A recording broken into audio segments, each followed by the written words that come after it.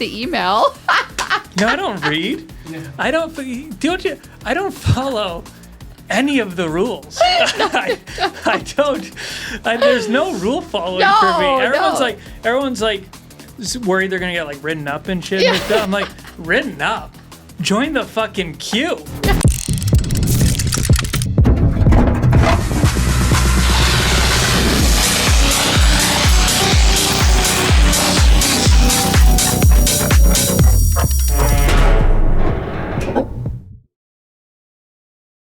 Thank you for joining. You are in the vault with the Kate Broddick team, and I am Kate Broddick. And okay, I said I wasn't going to fangirl, but I'm going to fangirl because we're with Matt Lionetti, who I am a big fan of, not only his personality and his development in real estate, but also just the authentic way you present yourself and the way you present and represent your clients. So thank you for making the big drive from Durham region. Yes. That was, how long was it? 2 hours? 2.5 hours. 2.5 hours. Yeah, Make a lot of phone calls. Yeah, I was on the phone with Anna. You were mentioning Anna before. Yeah, a couple phone calls. I mean, whip up the 407. You're good. I get why it's called In the Vault now. Yeah. I mean, you don't know until you know, I guess. You don't know. And I guess that's the big thing is the oldest building in Simcoe used to be a post office.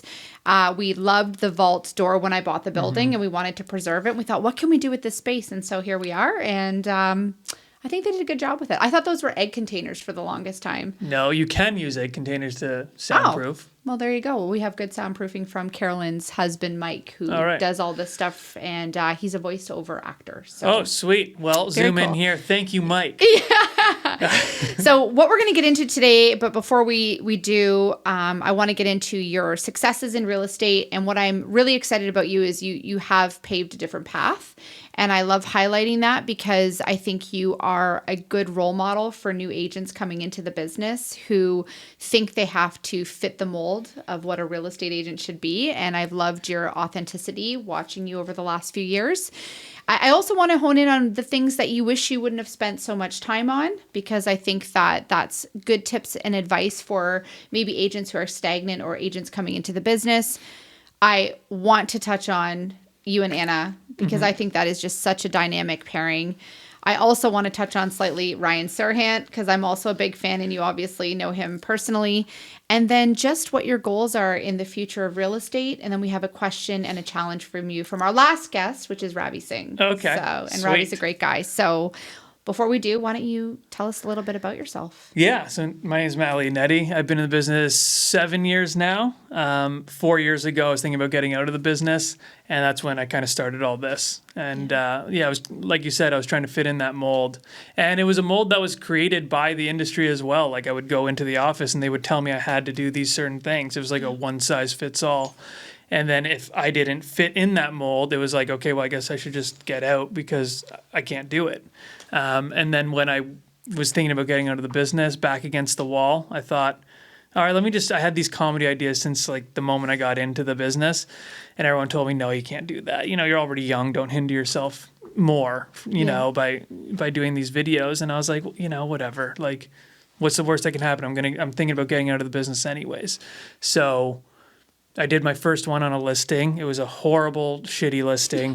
There was like mold everywhere. None of the appliances worked. There's a hole in the roof. And I was like, and this was 2019. So it was, you know, it wasn't as, things weren't just like flying off the shelf. I mean, it's a bit harder this year, but the past couple of years we just came out of, it was pretty much like you list it. If you get a listing, it's going to sell. Yeah. And it's going to be a record sale for about a week until the next one comes out. So I did that. I did this video. I was like, I need to market it some way. I did my first video and there was nothing to it. There was no lights, no mics. It was just my wife and an iPhone. I did the video and that ended up selling in 5 hours, which was still my quickest sale to date, and got 3 offers. And 2 of the offers actually saw the video first before they saw it on MLS. Wow. Yeah, so I thought that was cool. I just remember sitting down that night after it sold, and it sold over ask and everything. I was like, well, that worked. Something I did there worked. Yeah. And then it was just like off to the races, exploring, trial and error. And still people were telling me not to do it. It's stupid. It's dumb. And I was like, I got something this time. And I just like blinders was like trying to figure shit out. And I had a lot of L's along the way. Yeah. And then a lot of hits. And now I'm here in the vault. In the vault. Yeah. You've made it. Yeah, now I've made it. If screw Ryan Serhant, you're now in the vault. Yeah. Ryan who? Yeah, no kidding. Well, you know what I loved? I'm just going to go off a little topic here because we did the Buzz conference a couple years ago and we did the social media, and I was really pumped because I was like, oh my God, I'm going to be on stage with Matt and he's so funny and I'm not really a funny person. So like, what do I say?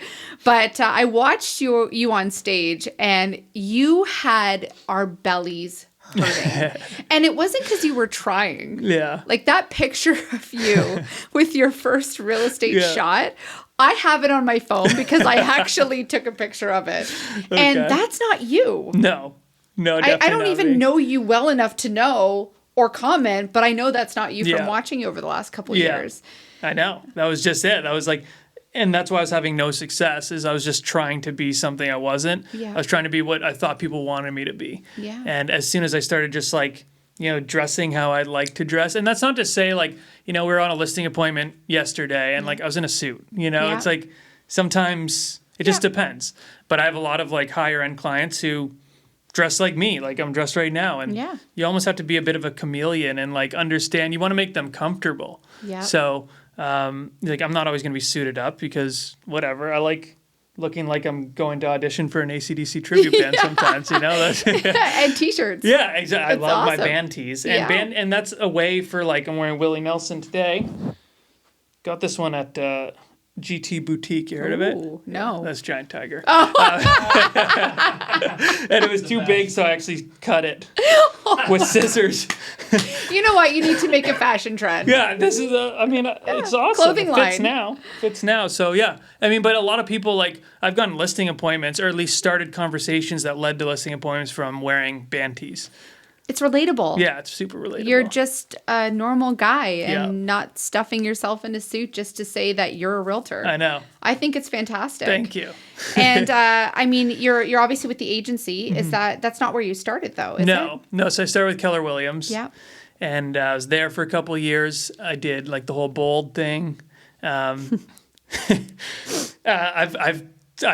can see my podcast Over Ask, and you can see my experience on bold. I've gotten a lot of shit for saying it. But you can't say anything about any brokerage. Here's the thing. Brokerages, it's good. They're going to be different fits for everyone. Yep. So like, I don't like EXP. Yeah. I have a lot of friends at EXP. Yeah. I like them. They do well. I don't like the model. Yeah. And if people jump down my throat, you're gonna get so much hate. I'm sorry for saying okay. You can beep it out. I don't like beep. Yeah. Yeah, but that's just the thing. I don't like it. But you also are allowed to have an opinion. Yeah, and you're allowed to have a different opinion. Yes. And we can still be friends. Absolutely. Yes. And that's the wild part. And I actually loved what you said at one of the conferences I was at when you were there. And you were saying it was boutique-y. Mm-hmm. And it fit who I was. Yeah.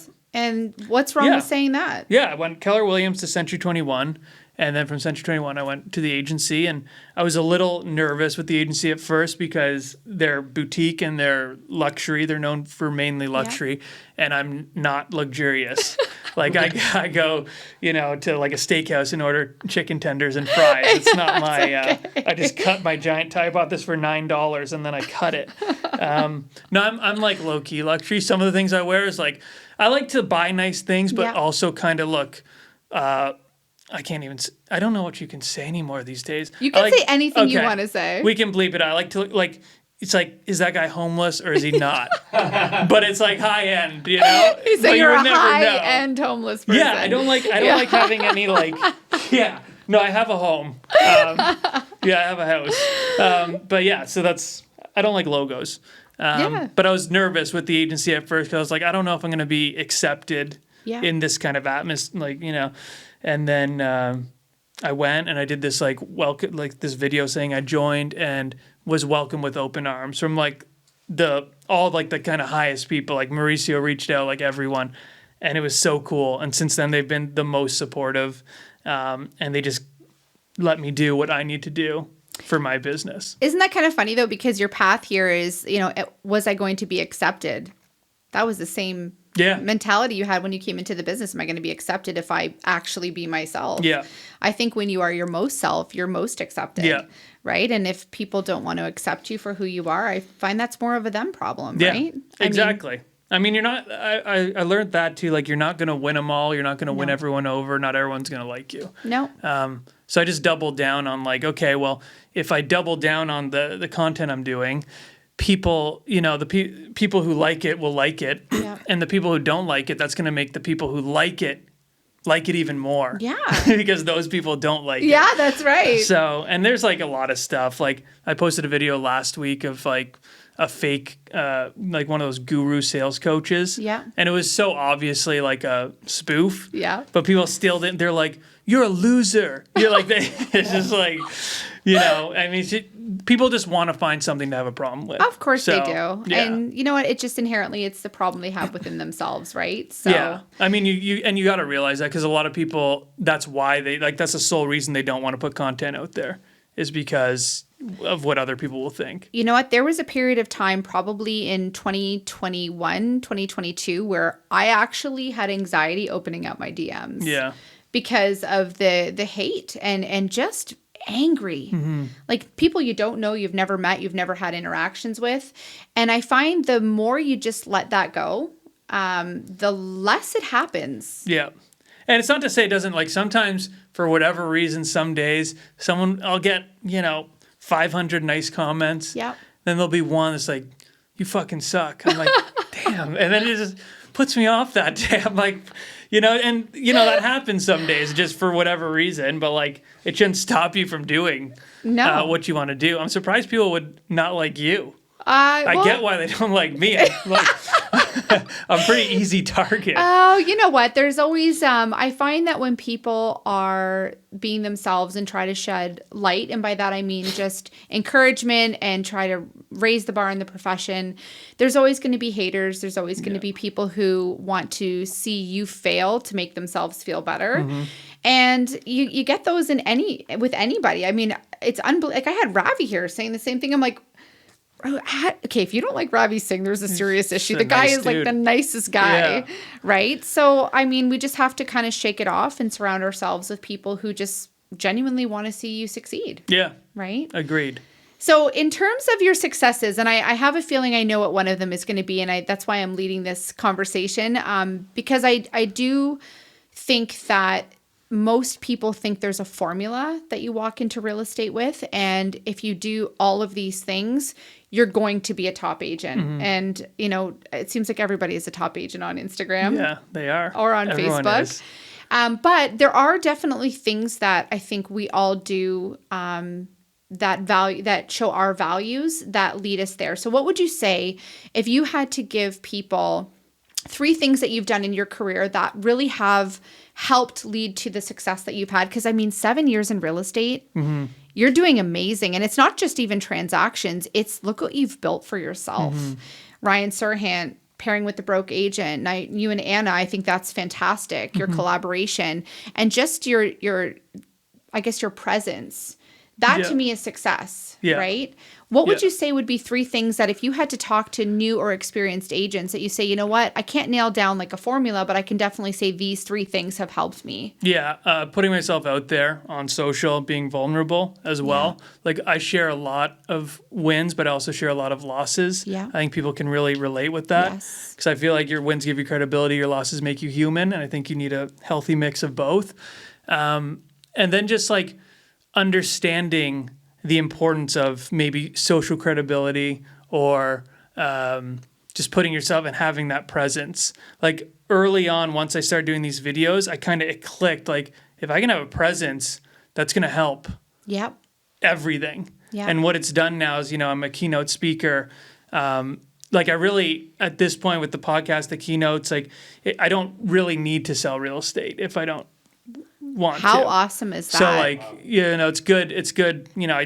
It pays the bills. Yeah. So, but like, I still sell because I like to sell, and it's like, but it took a lot of stress off because now I'm not like looking for deals and I'm not desperate for deals. And it's just like, I can go into a listing appointment and be like, I don't need this listing, but I want this listing because I think I'm the best for the job. And I think everyone should feel that way going into a listing. Yes. Third one, I think just, being vulnerable, genuine. I don't know if I have a third one. What about your comedy? actually Yeah, you like think? making light of it. You say the I don't- things yeah, that I- circulate in my mind, and I'm like, I probably shouldn't say that. Yeah. But it's actually really relatable. Nobody talks about Yeah. like I'm going to say the word fraud, and I don't mean in people. I mean like the misinformation, Yeah. like the how easy real estate is. Oh, I'm going to do this and this and this. You actually put out a reel, and it made me laugh because you're mocking our industry, which I love because Yeah. it needs to be mocked every once in a while.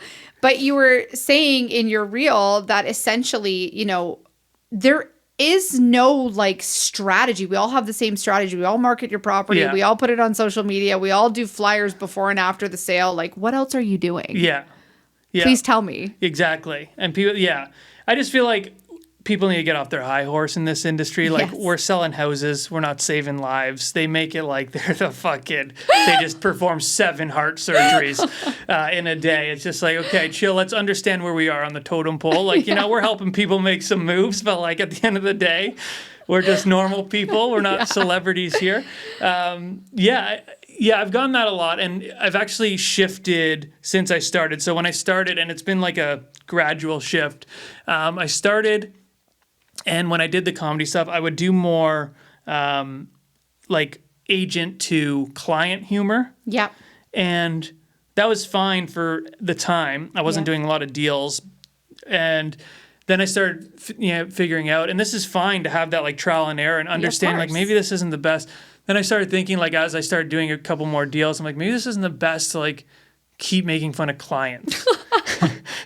But they were great though. They were fun for the time, but now I kind of shifted more to like situational humor. Yep. Funny because it's true. More, I feel more comfortable making fun of the industry as a whole because I'm a part of it. Yeah. And I've done a lot of the things, like the one where I was doing a reel where it said like, oh, do you ever see those people who just like pull over on the side of the highway to do a Yes. deal? It's like, I've been there. I've like Yeah. showed my whole day in it's like, I've been there, so I feel like I can make fun of it. And the Yeah. only people who get mad at that are the people who are doing it actively. Yeah. And it's just like, so yeah, it's like, I don't know. But I've gotten that a lot, that it's like super relatable. And then I guess the thing that it shows for me is like, I'm doing it and it's relatable. So it also shows that I really know what I'm talking about within the industry, Yes. because you only have those experiences if you're in it. Yeah, of course. Like the person doing no deals doesn't have that experience. Yeah. So like the fact that it resonates with so many people and so many like top producers like yourself means that I do actually know what I'm talking about in a weird, twisted way. Yeah.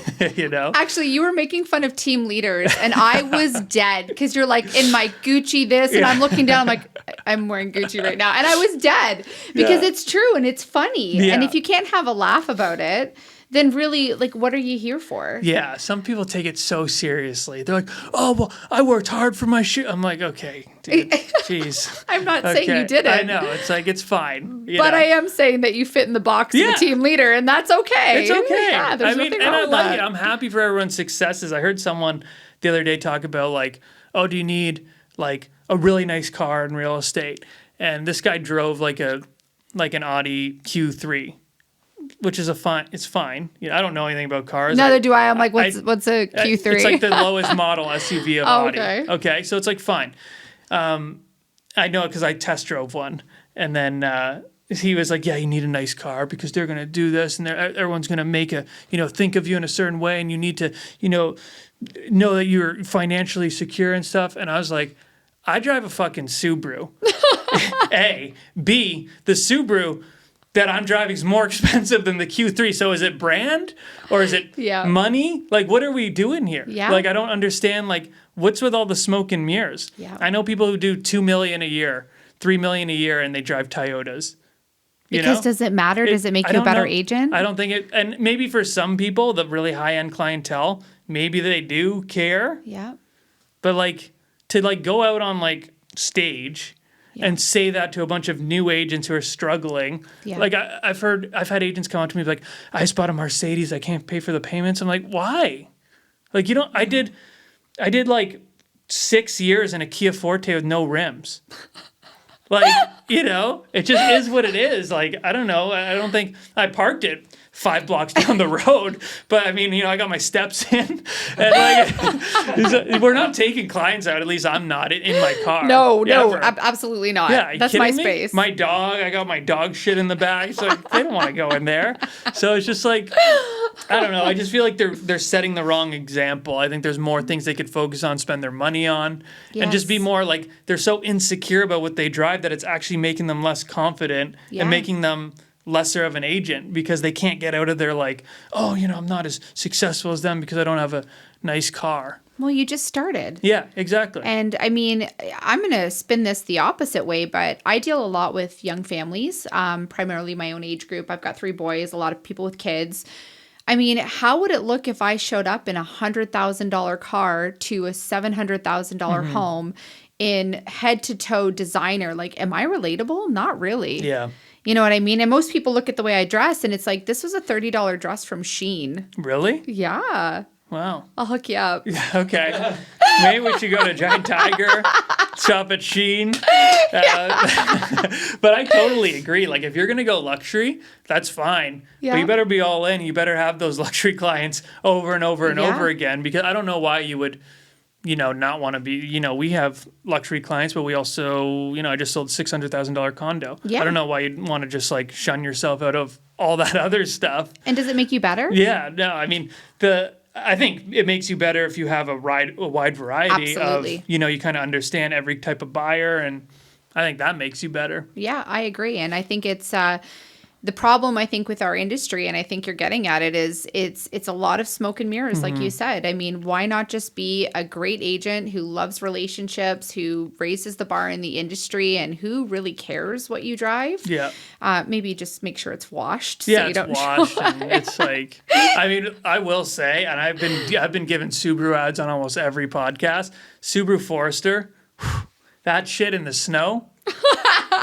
You can't beat it. My friends have like Range Rovers. Oh, they can't drive in the snow. I'm like, dude, this shit.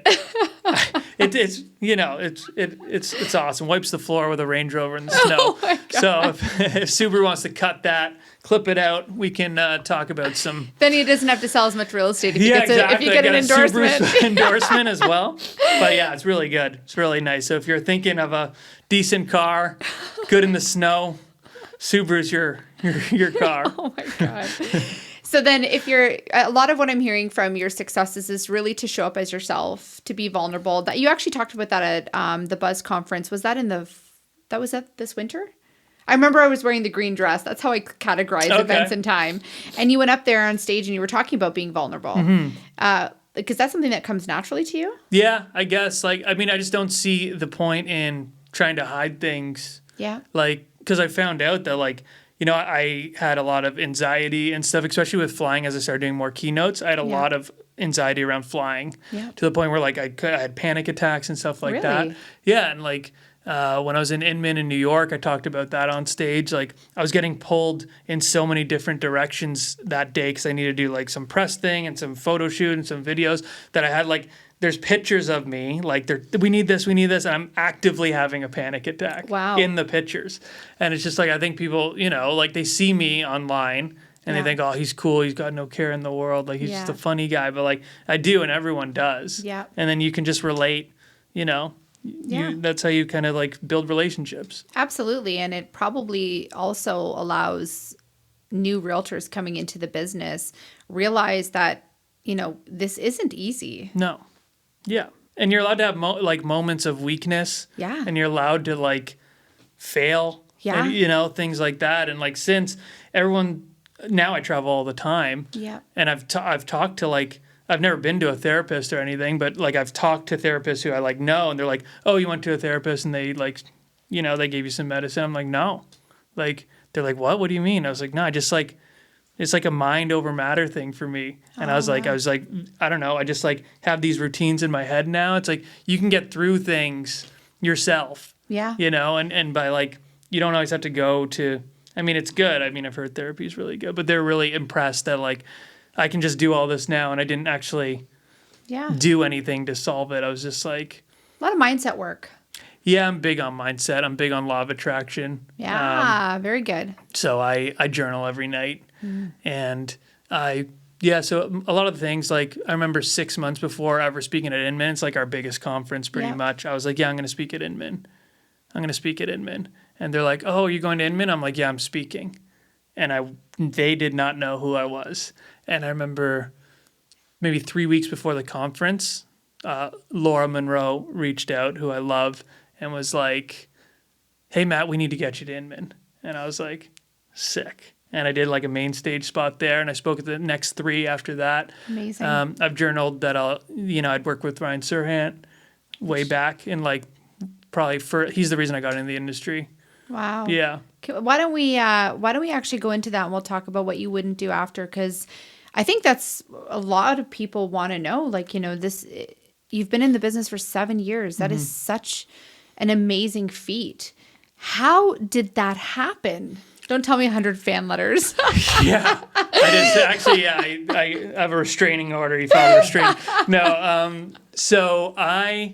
It was all my Freddie Mercury video that I posted way back when. Which is one of my favorites. Thank you. I almost didn't post it. I thought it was too dumb.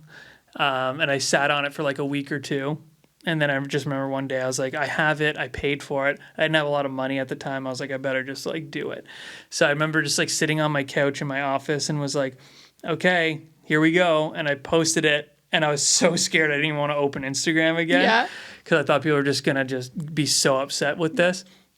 And it went like kind of instantly viral for me at the time. And it got like, I don't know, a couple thousand views. I had like maybe 4,000 or 5,000 followers at the time. Yeah. And it was like the first day was like incredible. I couldn't believe it. Yeah.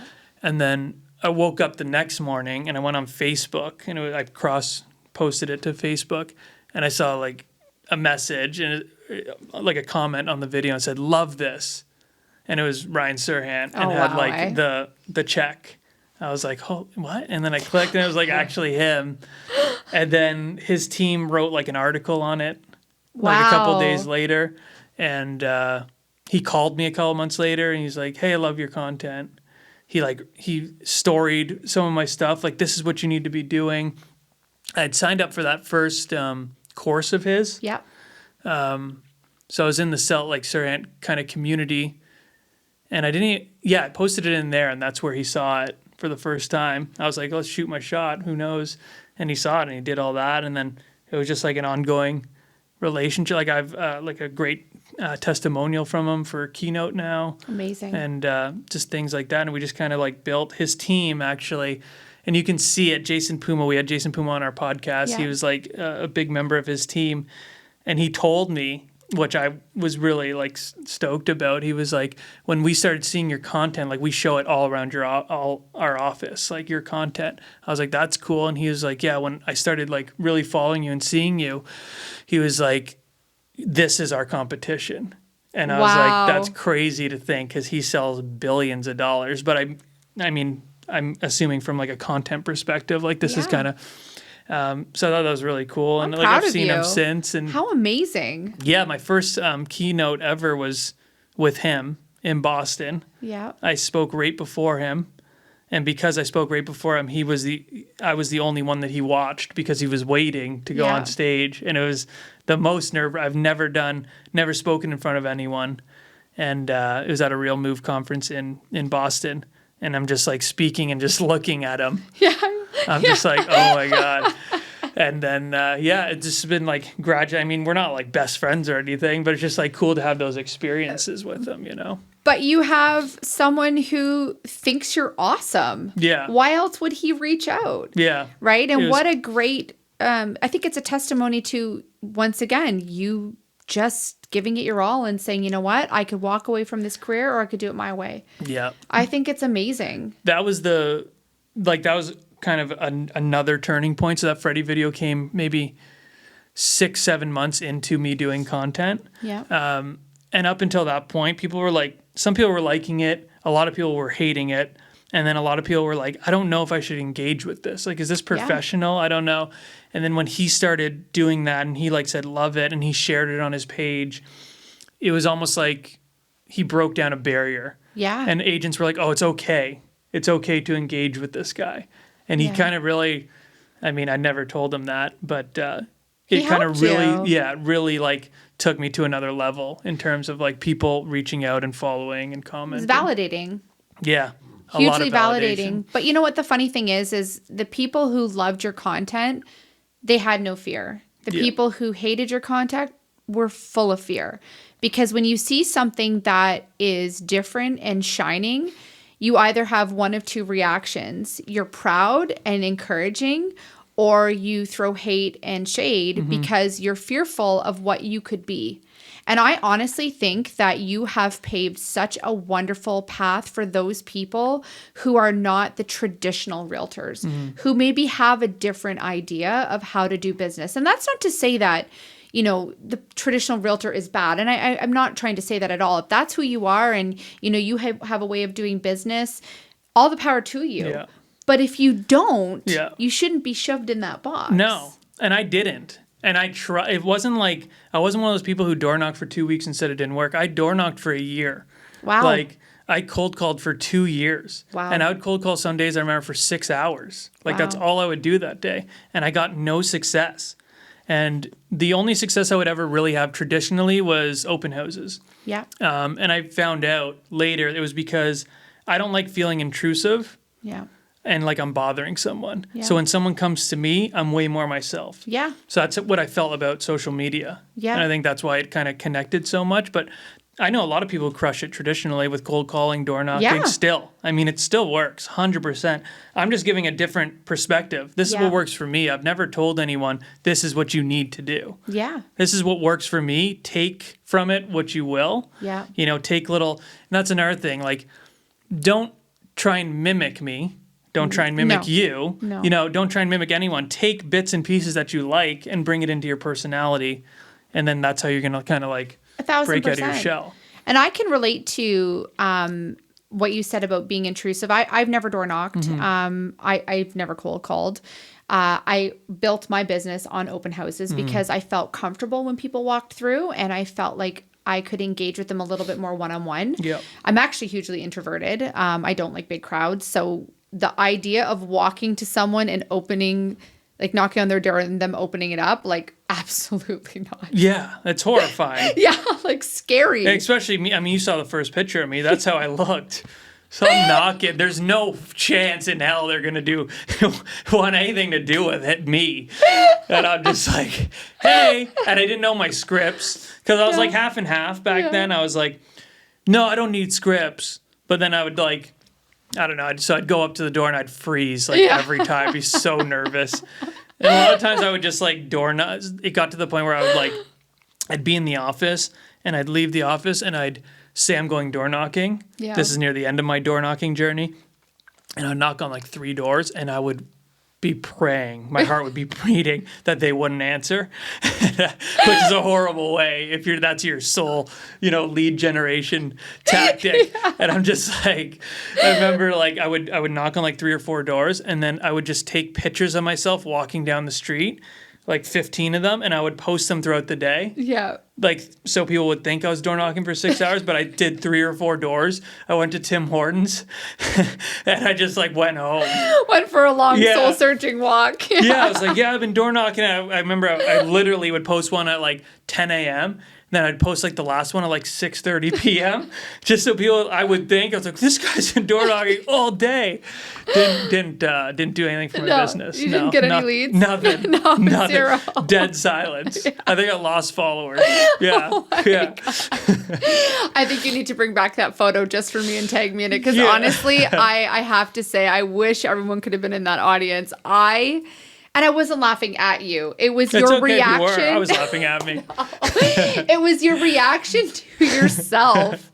You're like, who is this person? And I'm just going to leave this up here for comment relief. I remember that time I forgot to switch it to, and I left it up for so long. It was up there forever. For like 20 minutes. Yeah, it was good though. Yeah, I mean, it is what it is. Yeah, and you know what? You learn from it. And I mean, what a way to relive the things that, you know, didn't work for you to be able to help others. Yeah. I mean, that's like now that I'm in kind of this spot and I get to like do these keynotes and stuff, that's what I want to do. Like, I just want people to see the different ways they can do something. And like I said, even if it's like not content, you can still take kind of what I'm doing and morph it. Because all I'm trying to do is like everything I look at with my listing videos, with my content, with everything, I'm just like looking at it and thinking, how can I make this different? Yeah.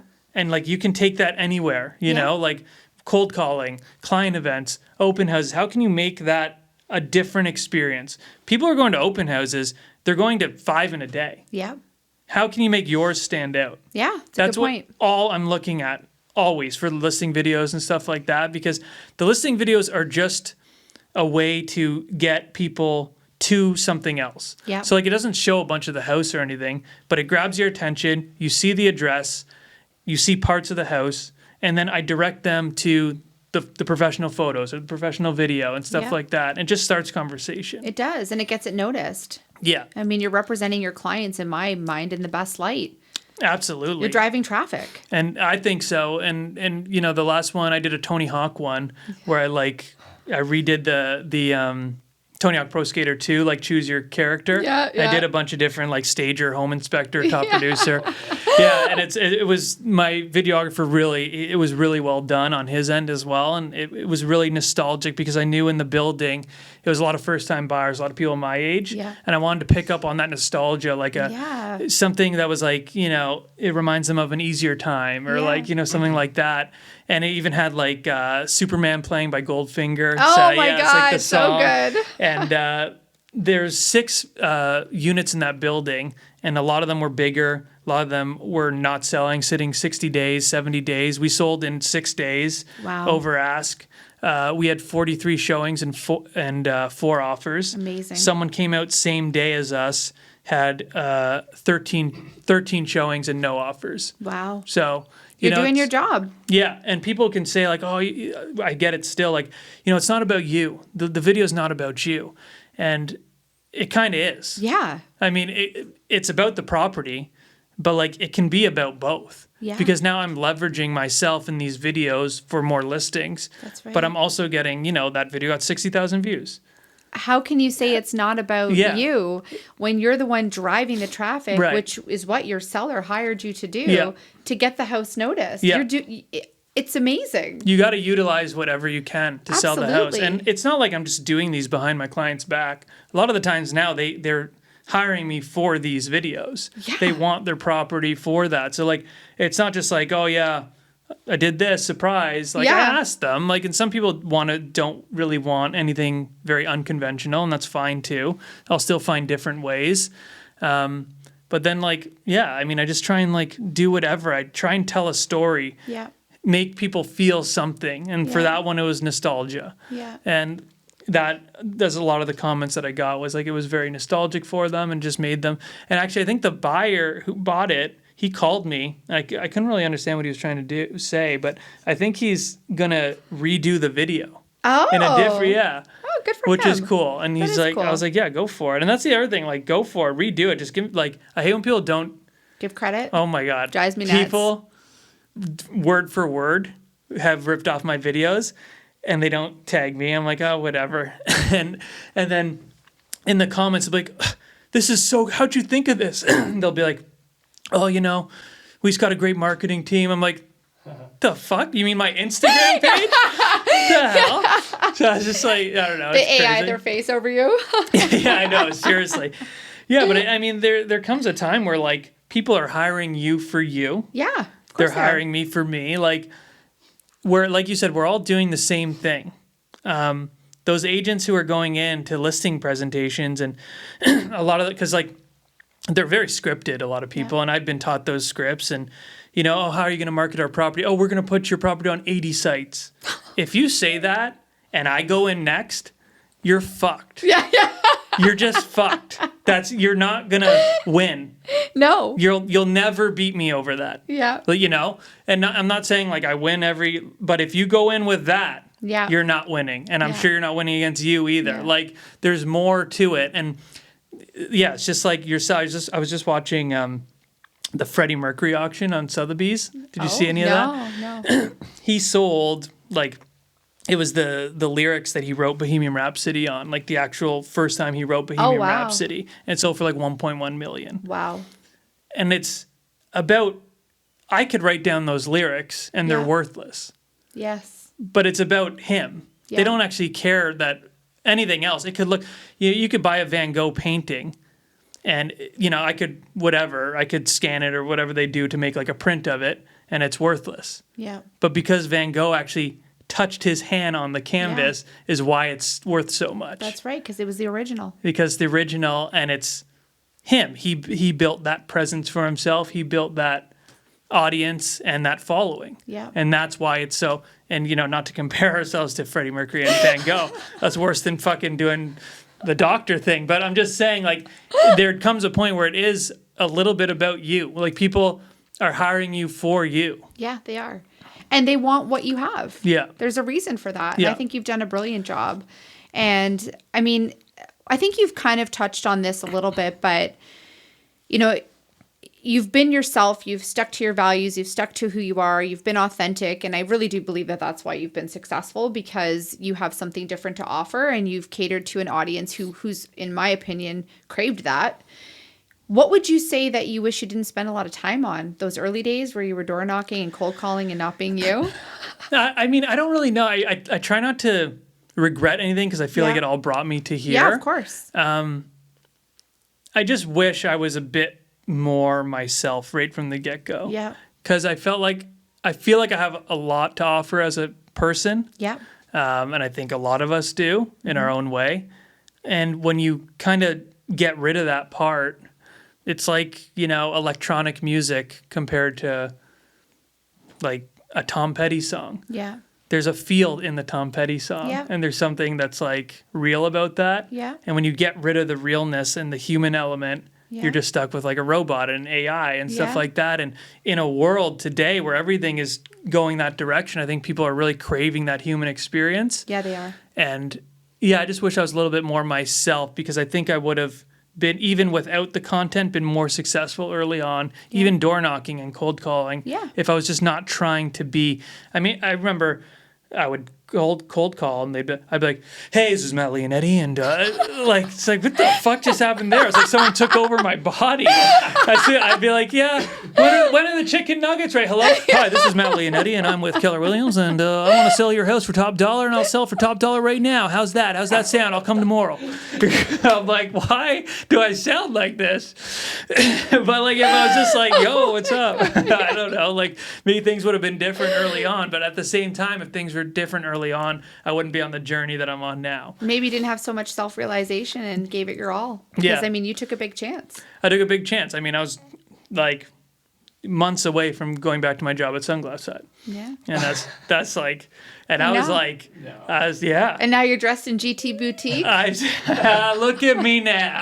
Look at you now. Yeah. But I sold $60,000 worth of sunglasses in 5 months. It was like, people had never seen this shit. $150 a pop. I was getting the 2-for-1, the 3-for-1, the 4-for-1. I was getting them all. Upselling. Oh, I could outsell like crazy. And I think you can tell when I'm like, I can sell. Yeah. I mean, I'm not salesy. No, which is good. Yeah, but I could definitely sell. And because you're passionate. Yeah. I'm That's a passionate. big one. I didn't know anything about any of the sunglasses. I knew shit all about any of them. They're like, oh, are these polarized? I was like, dude, I don't give a fuck. You look like Kendall Jenner in those. She'd be like, oh my God, really? Yeah. Like, yeah, you should get 2 pairs.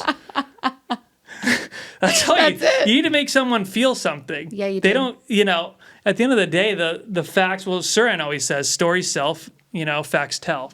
Yeah. So what's on the horizon now for you? I wasn't lying. She actually looked like Kendall Jenner. My God. I wasn't lying about it. I'm a nice person. You are a nice person. Yeah, thank you. Did not feel forced. So are you. No, Yeah, you are. So You are. we're having a moment. So what's on the horizon for you? Because you've got Anna Oliver, just such a class act, amazing woman. Yeah. I was so great to hear that we have had her. Yeah. We have you now. Yeah. You two have joined together. I think that's amazing. You've got the broke agent. You've got these keynote speakers. So what do you see in the next year? Like, what do you see with all of this? Yeah, I mean, the Anna stuff was really cool. It's just like a whole new look. Yeah. And I was telling you kind of before this started, we're so opposite in our business, and there's such a contrast that it like really works, because like she picks up on the things that I don't think about, and vice versa. Yeah. And we have 2 totally different business models and different clientele. And now merging that together, like a lot of people are liking that 1-2 punch. And and there's no ego in it, and there's no like micromanaging. Like I know what she does well. Yeah. And I follow whatever she says in that. And she does the same with like the video and the content. Like she gets that I understand how to do it. Yeah. Run with it. She's never even like, oh, like, no, I don't like, she's not even, she's like, okay, if you think that's going to work, I trust you.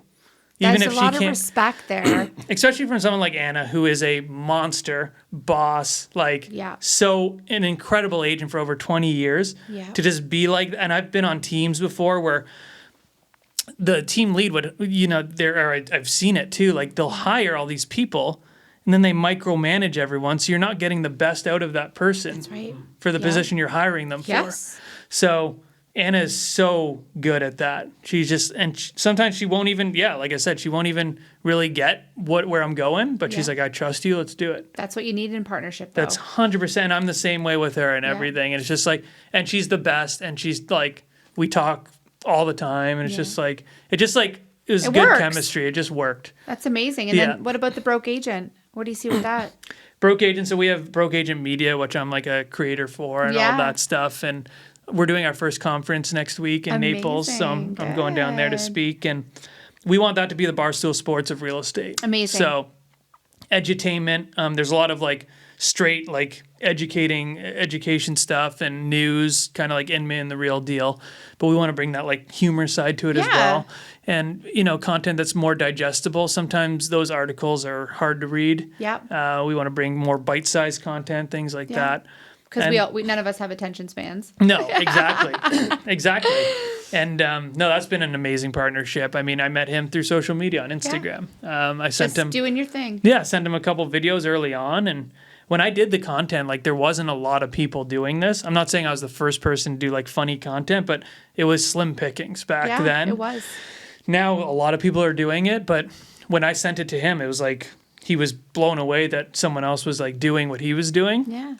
I was essentially acting out his memes, in a way. Were. So, and like we built such an amazing friendship and a podcast. Like I was at his wedding, and it's just amazing. Like he's coming actually in October. We're doing me and Tom Story are putting on a conference. That's amazing. Or a mastermind, and Eric's flying down. So Tom's doing a lunch and learn Zoom for me on YouTube for YouTube. Oh yeah, Tom's a great guy. He's a great guy, and he's an incredible agent.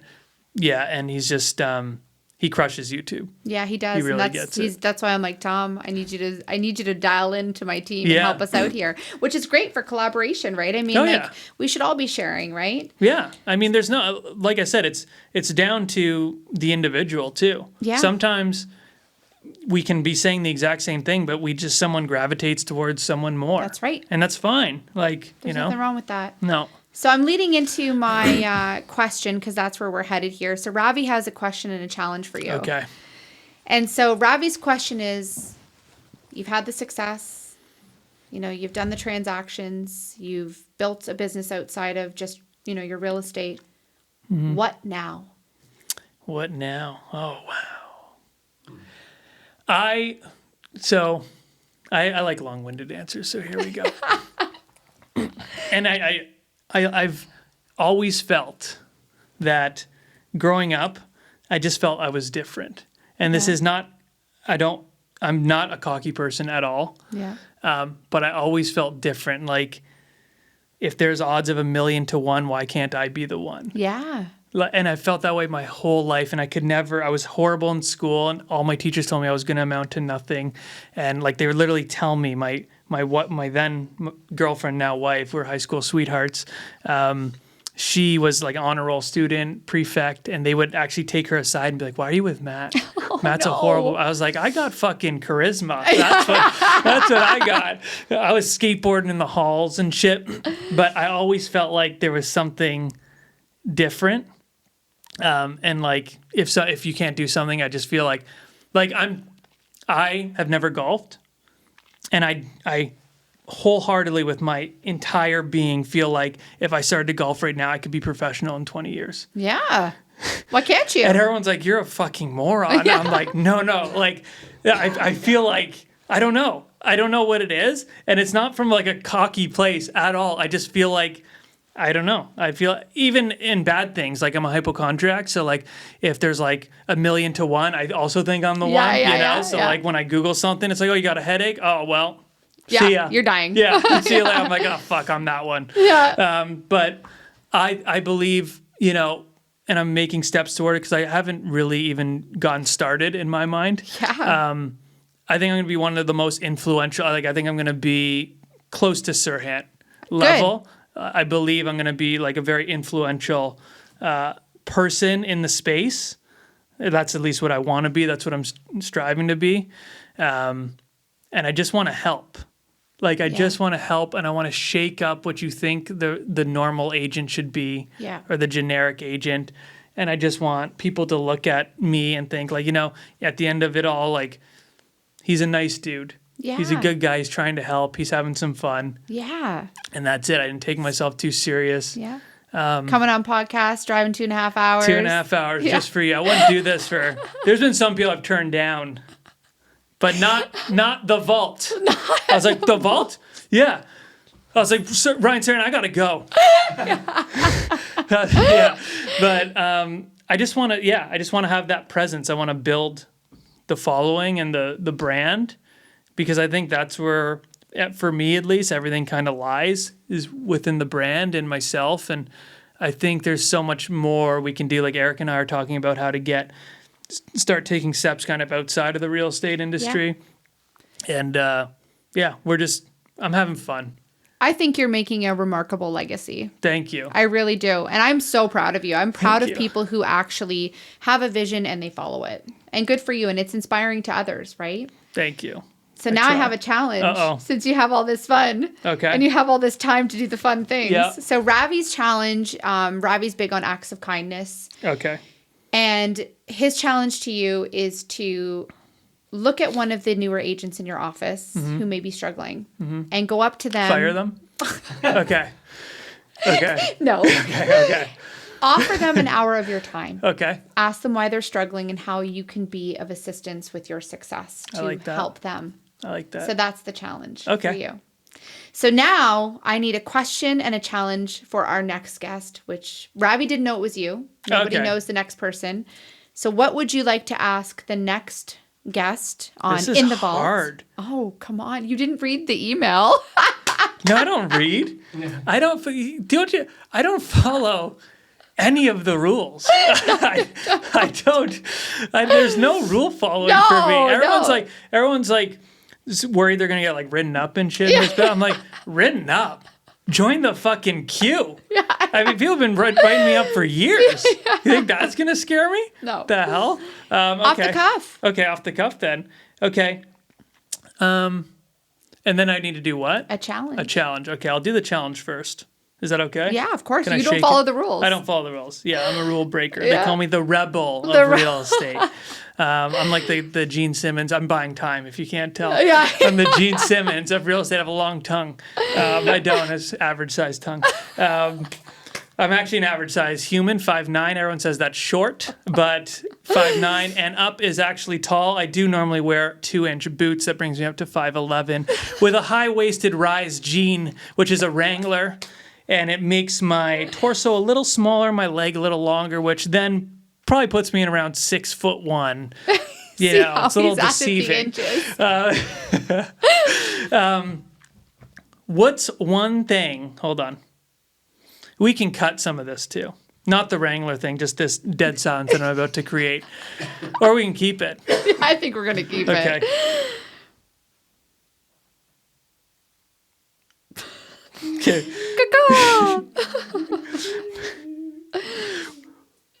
What's the one book that changed your career? Oh. That's pretty good. Has anyone That's a asked question. No one has. Okay, that's a question. That's the question. Okay. What's now the your challenge. Stand on one foot for 6 hours while you cold call. Okay. Go to a conference and introduce yourself to 10 people and network. Not a lot of people want to do that. Not a lot of people want to do that. And that's where a lot of referral business comes from. Yeah, it is. Yeah, it is. Have you done that? Yep. Oh, yeah. Absolutely.